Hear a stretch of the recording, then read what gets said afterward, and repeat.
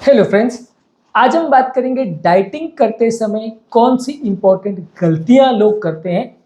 देखिए, ये actual fact है कि ज़्यादातर लोग जो डाइटिंग के रास्ते पे निकलते हैं वो थोड़े टाइम सक्सेसफुल होते हैं, उसके बाद फेल हो जाते हैं या शुरुआत से ही सक्सेसफुल नहीं होते।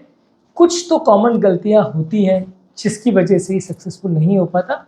देखिए, ये जानना और मानना में कोई गलत नहीं है कि डाइटिंग आपके वज़न कम करने के जो लक्ष्य है उसके लिए सबसे इम्पोर्टेंट रास्ता है, क्योंकि आपकी एक्सरसाइज आपके वजन करने में 20-30% रोल प्ले करती है, डाइटिंग उसमें 70-80% रोल प्ले करती है। तो यदि आपने डाइट करने में गलती करी तो आपका वजन कम नहीं होगा, या डाइट नहीं किया सिर्फ एक्सरसाइज किया तो वजन कम नहीं होगा। लेकिन कुछ कॉमन गलतियां हैं जो लोग इसमें कर जाते हैं जिसकी वजह से उनको रिजल्ट्स नहीं मिलते। आज उन गलतियों को डिस्कस करेंगे। टॉपिक पर जाने से पहले जो लोग हमारे चैनल पर नए हैं उन्हें रिक्वेस्ट करूँगा कि चैनल को सब्सक्राइब करें, वीडियो को लाइक और शेयर। सबसे पहला मिस्टेक लोग करते हैं कि अनरियलिस्टिक गोल्स सेट करते हैं। वो ये सेट कर लिया, मान लो कि अगले 1 महीने के अंदर मेरे को 20 किलो वजन कम करना है।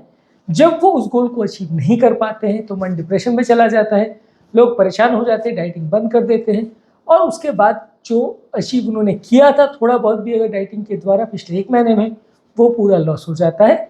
तो अगर अपने डाइटिंग के लिए आप रियलिस्टिक गोल सेट करें कि आप एक तो कितनी स्ट्रिक्ट डाइटिंग कर सकते हैं, उसके बाद आप डाइटिंग जो कर रहे हैं वो कितना सक्सेसफुल होने के चांसेस है, आपका बेसलाइन वजन कितना है, आपका हाइट कितना है, आपका डाइटिंग का पैटर्न कितना है, बहुत सारी चीज़ें डिसाइड करती है कि आप कितना सक्सेसफुल डाइटिंग कर पाएंगे।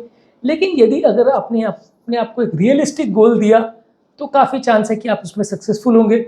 यदि कुछ तो भी इमेजिन आप करके बैठ जाते हैं कि मैं 50 किलो कम कर लूँगा, कि मैं 70 किलो कम कर लूँगा, 15-20 दिन में मेरा वजन 100 से सीधा 50 पे आ जाएगा, यदि इस तरह के रफ इमेजिनेशन आप करते हैं तो काफ़ी चांसेस है कि आप थोड़े ही दिन में डिप्रेशन में चले जाओगे और उसके बाद उसको आप अचीव नहीं कर पाओगे अपने टारगेट को। आपको अगर रियलिस्टिक गोल सेट करेंगे, मान लीजिए कि आपने माना कि अगर मैं स्ट्रिक्ट डाइटिंग करता हूँ तो 1 महीने में 3 से 4 किलो मैं कम कर पाऊंगा। उसके अगले महीने आपने फिर चेक किया, अंदाजित अगर आप इस हिसाब से प्लान करते हैं तो वो एक ऐसा गोल होगा जो उसको मोस्टली आप अचीव कर पाओगे यदि आप स्ट्रिक्टली डाइटिंग कर पाते हो। तो वो भी अगर आप नहीं कर पा रहे डाइटिंग अगर प्रॉपरली, कभी करते कभी नहीं करते, एक दिन करते और 2 दिन ज़्यादा खा लेते, अगर इस तरह का इराटिक आप बिहेवियर कर रहे हैं तो आप अचीव नहीं कर पाओगे। लेकिन यदि आप रियलिस्टिक गोल देख रहे हो तो फिर चांसेस ये कि आप सक्सेसफुल होने का एटलीस्ट रास्ता तो सही रहेगा और एटलीस्ट आप डिप्रेशन में नहीं जाओगे। इसके अलावा कई बार लोग क्या है, कार्बोहाइड्रेट्स पे बहुत ज़्यादा कट डाउन कर देते हैं। ये नेक्स्ट इंपॉर्टेंट मिस्टेक है। अग्रीड की, देखिए कार्बोहाइड्रेट आपका वजन बढ़ाते हैं और यदि आप कार्बोहाइड्रेट बहुत ज़्यादा खाओगे तो वजन बढ़ेगा, इस पर कोई डाउट नहीं है।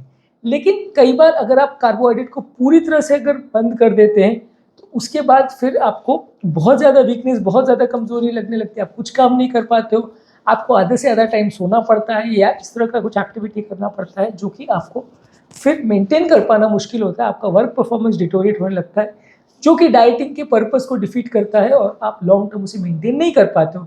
आप कितने दिन तक ऐसी डाइटिंग को कर पाओगे जिसमें आप उसके बाद काम नहीं कर पाओगे, या उसके बाद आपका शरीर बहुत शिथिल हो जाएगा, या आपको उसके बाद 15 घंटे सोना पड़ेगा, आप कितने दिन तक मेंटेन कर पाओगे? ज़्यादा नहीं कर पाओगे। थोड़े दिन में आप उससे हार जाओगे और फिर आपको वापस अपना नॉर्मल डाइट आना पड़ेगा। उसके बाद फिर आपका वजन जो आपने लूज़ किया था वापस से बढ़ जाएगा। तो इसलिए कार्बोहाइड्रेट को कट डाउन जरूर करना है, लेकिन पूरी तरह से बंद नहीं करना है, ओवर कट डाउन नहीं करना है। और कॉम्प्लेक्स कार्बोहाइड्रेट ज़्यादा खाइए। कॉम्प्लेक्स कार्बोहाइड्रेट्स आपको लास्टिंग एनर्जी देंगे, इसमें फाइबर्स है, ओट्स है, ग्रेन्स है, फ्रूट्स है, ये सारी चीज़ों को आपको ज़्यादा खाना है।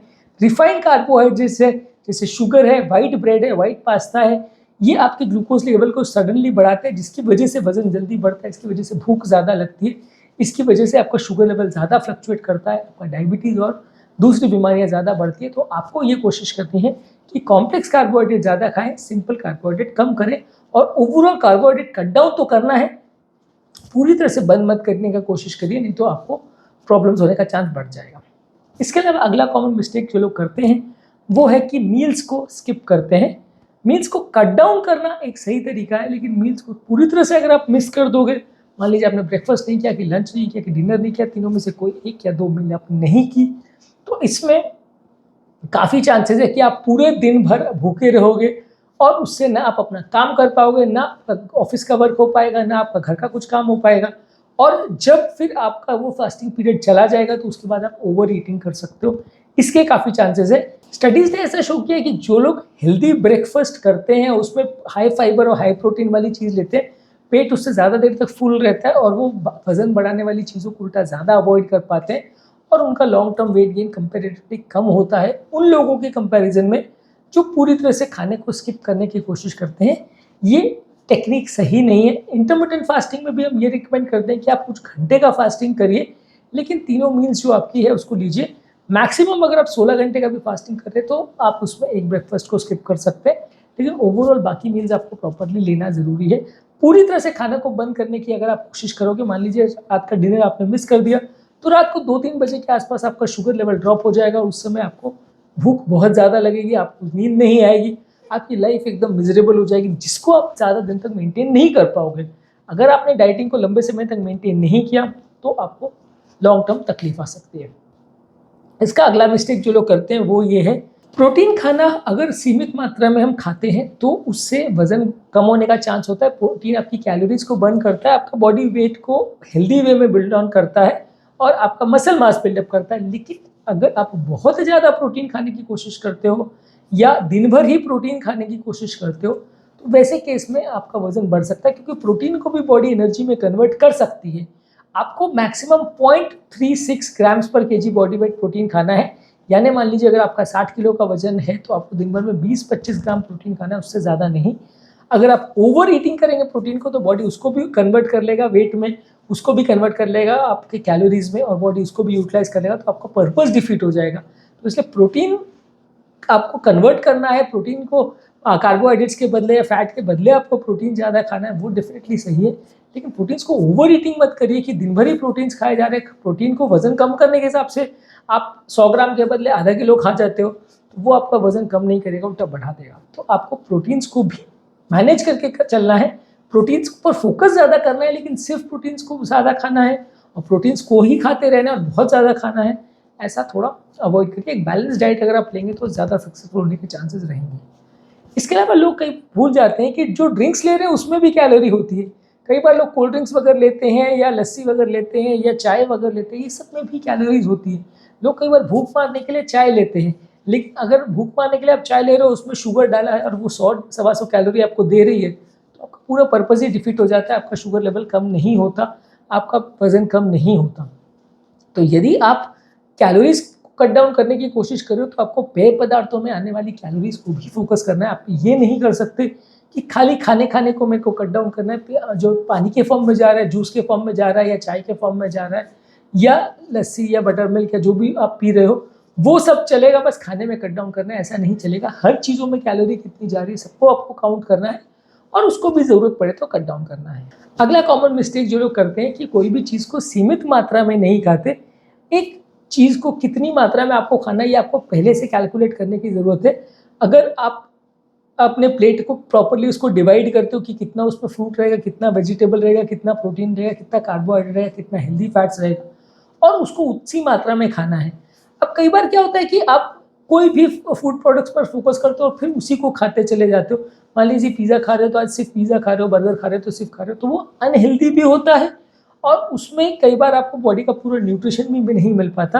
तो यदि आप खाने को सीमित नहीं कर पाते, पूरी तरह से कट डाउन नहीं कर पाते तो भी प्रॉब्लम होगी और यदि कोई भी एक पोर्शन को आप बहुत ज़्यादा खाते हो तो भी प्रॉब्लम होगी। आपको एक प्रॉपर संतुलित आहार ही लेना पड़ेगा, उसमें हर चीज़ों को प्रॉपर कट डाउन करना पड़ेगा और कार्बोहाइड्रेट और फैट्स को भी पूरी तरह से बंद मत करिए, उनको कट डाउन करिए, ज़्यादा कट डाउन करिए, लेकिन उनको पूरी तरह से बंद करने की कोशिश मत करिए, नहीं तो आपको न्यूट्रिशनल डेफिशिएंसी हो जाएगी और लॉन्ग टर्म प्रॉब्लम्स होगी। और लास्ट कॉमन मिस्टेक जो लोग करते हैं कि लोग पानी ज़्यादा नहीं पीते। पानी का वेट गेन करने के या वेट लॉस करने के जो रिजीम है उसमें जो इंपॉर्टेंट रोल है उसको लोग इग्नोर करते हैं। आप ज़्यादा अगर पानी पियोगे तो उससे पेट आपका ज़्यादा देर तक भरा रहेगा। ये एक सिंपल और अच्छा और आसान तरीका है जिससे आप अपने बॉडी वेट को कम कर सकते हो। यदि आप बहुत कम पानी पीते हो तो ये आपके मेटाबॉलिज्म को कम करता है, डिहाइड्रेशन आपकी मेटाबॉलिज्म को कम करता है। इससे आपका जितना कैलोरी आप दिन भर में यूटिलाइज कर रहे हो वो कम हो जाएगा और इससे आपका वजन कम होना कंपैरेटिवली कम हो जाएगा। तो इसलिए हाइड्रेशन प्रॉपर मेंटेन करना ज़रूरी है, पानी को पर्याप्त मात्रा में पीना ज़रूरी है। इनफैक्ट ज़्यादा पानी पीना अच्छा है, पर हाँ पानी का मतलब यह है कि कार्बोनेटेड वाटर या सोडा या कोल्ड ड्रिंक नहीं लेना है, पानी ही सिंपल पीना है। अनफ्लेवर्ड पानी सिंपल अगर आप ले रहे हो वो ज़्यादा आपके लिए हेल्दी है, उसको आप ज़्यादा पियोगे तो भूख को भी मारता है, ओवरऑल भूख भी कम लगती है और आपकी ओवरऑल मेटाबॉलिज्म को भी बहुत ज़्यादा स्लो होने नहीं देता। आपकी मेटाबॉलिज्म नॉर्मल चलती है, कैलोरी यूटिलाइजेशन ठीक चलता है, तो आपका वजन कम होता है। यदि आप इस पर फोकस नहीं करेंगे तो फिर लॉन्ग टर्म आपका वजन बढ़ने का चांस काफ़ी हो जाएगा। उम्मीद करूँगा कि आज के टॉपिक में जिन मिस्टेक्स के बारे में हमने बात करी उस पर आप विचार करेंगे और यदि कोई मिस्टेक इनमें से आप कर रहे हैं तो उसे कट डाउन करने की कोशिश करेंगे। ऐसा नहीं है कि ये सारी मिस्टेक्स हर लोग करते हैं, पर ये कुछ कॉमन मिस्टेक्स है जिसके बारे में डिस्कस करना जरूरी है और थोड़ी अनयूजुअल मिस्टेक्स भी हैं जो रूटीनली ज़्यादातर वीडियोज़ में हम बात नहीं करते, जिनके बारे में उम्मीद करूँगा इन टॉपिक से या इन पॉइंट से आपको कुछ नई बातें जानने को मिली होगी। जो लोग हमारे चैनल पर नए हैं उन्हें रिक्वेस्ट करूँगा कि चैनल को सब्सक्राइब करें, वीडियोज़ को लाइक और शेयर।